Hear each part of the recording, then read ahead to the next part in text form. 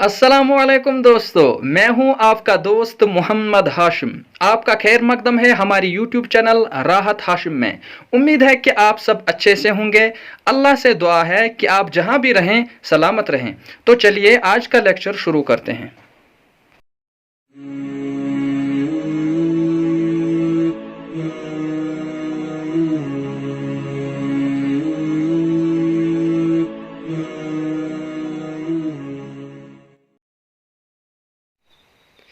दोस्तों, इस लेक्चर से पहले पिछला लेक्चर यानी लेक्चर नंबर 9 ज़रूर देखें, जिसमें हमने तजवीद की कुछ अहम टर्म्स के बारे में बात की है। सबसे पहली टर्म जिसका हमने वहाँ ज़िक्र किया उसका नाम है हरकत। और हमने ये भी पढ़ा कि ज़बर को भी हरकत कहते हैं, ज़ेर को भी हरकत कहते हैं और पेश को भी हरकत कहते हैं। तो आज के लेक्चर में हम इन हरकत सलासा के बारे में थोड़ा सा और जानने की कोशिश करेंगे। दोस्तों, सलासा अरबी ज़ुबान में 3 यानी 3 को बोलते हैं। चूँकि हरकत की तादाद 3 है यानी ज़बर, ज़ेर और पेश, इसीलिए इनको हरकत सलासा बोलते हैं यानी 3 हरकत।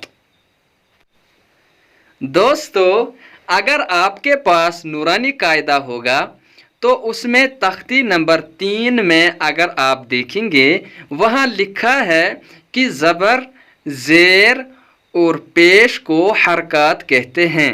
ज़बर, ज़ेर, पेश को जल्दी पढ़ें, थोड़ा भी न खींचें। तो ये जो लिखा है कि जल्दी पढ़ें और थोड़ा भी न खींचें, इसका मतलब ये है कि हमज़ा ज़बर अ होता है न कि आ, बा ज़बर बा होता है न कि बा। तो आ, बा, ता नहीं पढ़ना है, बल्कि जल्दी पढ़ना है, जैसे आ, बा, ता, सा वगैरह। इसी तरह हमज़ा ज़ेर ई होता है न कि ई, बी, ती, यानी जल्दी से पढ़ना है, ई, बी, ती, सी वगैरह। या हमज़ा पेश उ होता है, बा पेश बु होता है, ता पेश तु होता है वगैरह, न कि उ, बु, तु। तो हरकत को जल्दी से पढ़ना होता है, न कि लंबा खींचना है। तो चलिए अब आते हैं पहली हरकत यानी ज़बर पर। ज़बर जो है वो हुरूफ के ऊपर होती है यानी ऐसे, और ज़बर की आवाज़ ऊपर को उठती है यानी अ, ब, त वगैरह। इसके बाद ज़ेर पर आते हैं। ज़ेर जो है वो हुरूफ के नीचे होती है यानी ऐसे, और ज़ेर की आवाज़ नीचे को जाती है, जैसे ई, बी, ती, सी वगैरह। दोस्तों, यहाँ मैं एक चीज़ आपको बता दूँ, वो ये कि जब हम ज़ेर पढ़ते हैं तो 2 किस्म की आवाज़ें निकलती हैं। एक को हम मारूफ आवाज़ बोलते हैं और दूसरी आवाज़ को हम मजहूल आवाज़ बोलते हैं। मारूफ आवाज़ वो है जो कि मतलूब है यानी जो कि सही आवाज़ है, जैसे हमज़ा ज़ेर ई, बी, ती वगैरह।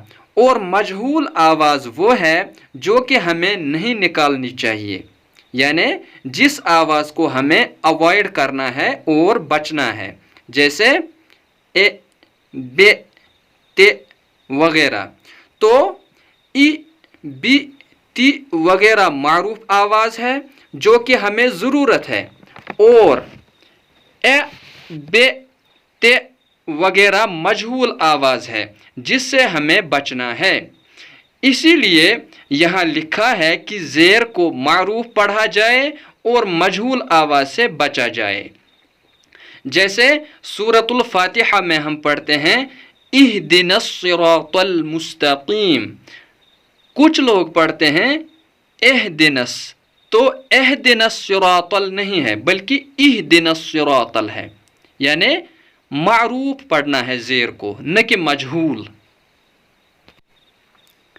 زیر اور پیش کے پڑھنے میں ہمیں ایک اور چیز کا بھی دھیان رکھنا ہے، وہ یہ کہ جو 7 حروف مستعلیہ ہیں یعنی خا، صاد، ضاد، غین، طا، قاف اور ظا، ان پر چاہے زبر ہو، زیر ہو یا پیش ہو، ان کے پڑھنے میں منہ کا مضبوطی سے دائرہ بن ہی جاتا ہے.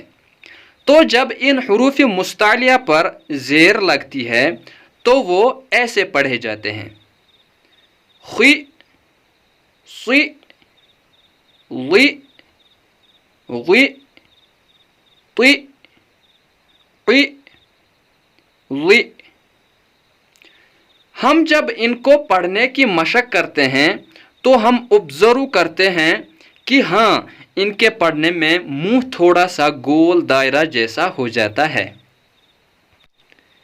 اس کے بعد اب پیش پر آتے ہیں. تو پیش جو ہے وہ حروف کے اوپر ہوتا ہے، یعنی ایسے، اور پیش کی آواز آگے کو جاتی ہے، جیسے حمزہ پیش او، بو، تو وغیرہ، اور لمبا نہیں کھینچنا ہے جیسے او، بو، تو، بلکہ جلدی ادا کرنا ہے.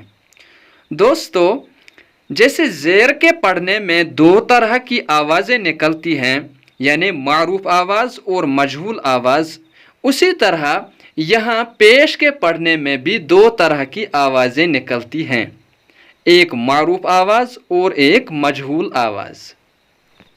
معروف آواز ہمیں چاہیے اور مجہول آواز سے ہمیں بچنا ہے.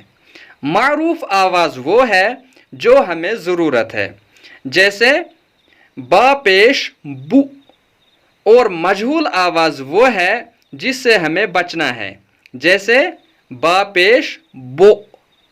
تو مجہول آواز او، بو، تو سے بچنا ہے، اور معروف آواز او، بو، تو میں پڑھنا ہے. جیسے سورۃ الفاتحہ میں لکھا ہے نعبدو، اس کو نعبدو پڑھنا ہے نہ کہ نعبدو. تو بدو نہیں پڑھنا ہے بلکہ بدو پڑھنا ہے، یعنی معروف آواز میں پڑھنا ہے.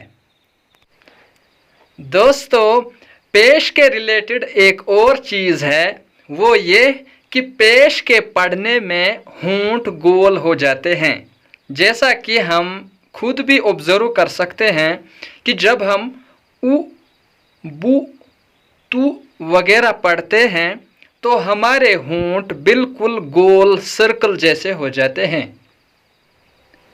دوستو، اگر آپ کو یہ ویڈیو اچھی لگی ہو تو ویڈیو کو لائک ضرور کریں، ساتھ ہی ویڈیو کو شیئر اور چینل کو سبسکرائب کرنا نہ بھولیں، تاکہ جو ہمارے آنے والے ویڈیو لیکچرز ہیں ان کی نوٹیفیکیشن آپ کو سب سے پہلے ملے.